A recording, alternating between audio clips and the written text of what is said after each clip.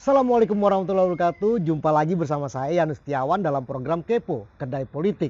Karena ngobrolin politik, makin kepo, makin asik.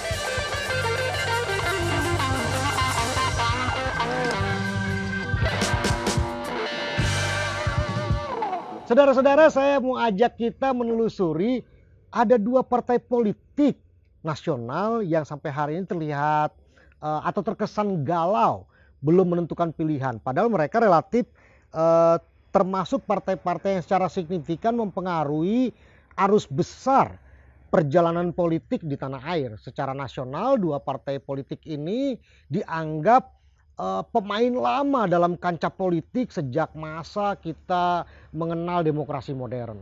Ya, Partai Golkar dan Partai Amanat Nasional. Dua partai ini terlihat seperti ragu-ragu menentukan langkah, seperti khawatir mengambil pilihan politik. Padahal dalam perjalanan politik di tanah air, dua partai politik ini selama ini cukup signifikan mempengaruhi agenda politik, bahkan mempengaruhi pilihan-pilihan politik dari banyak warga dan konstituen dalam pemilu pada periode-periode sebelumnya. Kita lihat misalnya bagaimana partai politik yang lain sedari awal sudah mendeklar untuk berada dalam satu posisi politik tertentu. Kita ambil contoh misalnya Partai Keadilan Sejahtera, Partai Demokrat, bahkan Partai Nasdem sedari pagi sudah mendeklar siapa yang akan diusung menjadi presidennya. Begitu juga Partai Persatuan Pembangunan, kemudian juga Partai Gerindra, kemudian juga partai politik non-parlemen bahkan sudah turut mewarnai atmosfer pilihan-pilihan politik kepada siapa mereka akan melabuhkan pilihan calon presidennya. Dan mungkin juga melakukan komunikasi intensif untuk menentukan siapa yang akan menjadi calon wakil presidennya.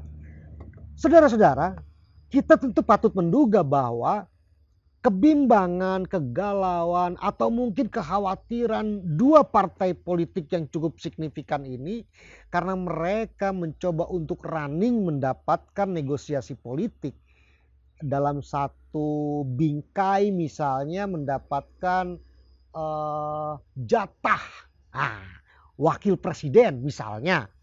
Kita tahu bagaimana Golkar secara serius mengendorse Airlangga Hartarto, ketua umum partainya, untuk menjadi kandidat presiden yang walaupun sampai hari ini ternyata secara elektoral tidak mampu untuk masuk dalam potensi calon presiden yang signifikan. Sehingga mungkin namanya juga kita kepo ya, jangan-jangan Airlangga Hartarto kemudian akan diambil atau akan diusung sebagai calon wakil presiden dari Golkar. Tapi apakah itu juga akan memenuhi kebutuhan elektoral? Kita juga belum tahu banyak soal itu. Begitu juga Partai Amanat Nasional yang kita lihat sampai hari ini, yang dulu dia cukup signifikan mempengaruhi atmosfer politik, hari ini justru seperti berada dalam posisi yang mencoba menunggu dalam tanda kutip mengambil benefit politik dari bergabungnya beberapa tokoh nasional ke dalam banyak kegiatan Partai Amanat Nasional. Kita sebut saja misalnya Erick Thohir yang digadang-gadang menjadi representasi dari Partai Amanat Nasional. Entah benar atau tidak, ya kita memang kepo soal itu. Tapi memang mendiskusikan Erick Thohir menjadi tokoh yang cukup menarik dan kepo memang sebagaimana tagline-nya, makin diobrolin makin asik. Nah, saudara-saudara, apa sebetulnya yang membuat partai-partai politik itu mengambil pilihan cepat menentukan kandidat presiden dan mungkin nanti calon wakil presidennya, dan juga mungkin ada yang lambat. Hitung-hitungannya mungkin terkait dengan kebutuhan konstitusional untuk memenuhi threshold pada pasangan calon presiden dan wakil presiden yang akan diusung. Saudara-saudara, Apa sebetulnya yang menyebabkan partai politik itu perlu segera melakukan konsolidasi dengan partai-partai politik lainnya? Karena memang untuk kebutuhan threshold, ambang batas pengajuan calon presiden dan calon wakil presiden, dibutuhkan kerjasama politik di antara partai-partai politik. Khawatirnya kita, atau mungkin kita bingung, ini kalau Golkar dengan PAN tidak segera membuat pilihan, apakah mereka bakal ditinggalkan? Walaupun mereka pernah menjadi partai politik yang signifikan mempengaruhi perjalanan politik di negara yang kita cintai ini. Tetapi mungkin akibat kelambanan mereka mengambil sikap, justru itu akan merugikan mereka sebagai partai politik. Kita lihat misalnya bagaimana partai politik itu diperlukan oleh pasangan calon presiden dan calon wakil presiden untuk memperkuat basis elektoral di bawah.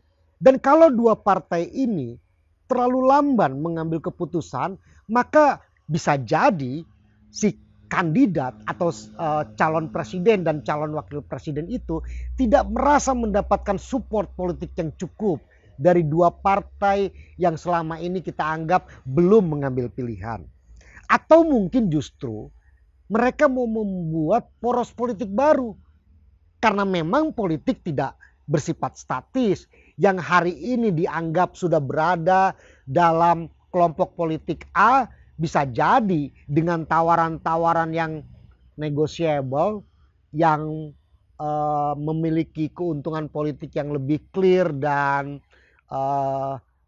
menguntungkan, bisa jadi berpindah. Sehingga apa yang dilakukan oleh Golkar dan Partai Amanat Nasional bisa jadi kita anggap sebagai sebuah strategi untuk membangun poros baru. Saudara-saudara, apakah perjalanan politik dari Partai Golkar dan Partai Amanat Nasional ini nanti akan mempengaruhi arus blocking politik dari pasangan-pasangan calon presiden dan calon wakil presiden? Tentu saja kita tidak bisa menilai secara cepat, tetapi nanti kita akan mendapatkan gambaran yang lebih lengkap seandainya Golkar lebih berani dan PAN lebih mau untuk terbuka menyampaikan kepada publik apa yang mereka pikirkan, apa yang akan mereka lakukan. Karena publik sampai hari ini masih kepo dengan ini semua. Dan ngobrolin politik makin kepo pasti makin asik. Sampai jumpa dengan segmen berikutnya. Selamat siang. Assalamualaikum warahmatullahi wabarakatuh.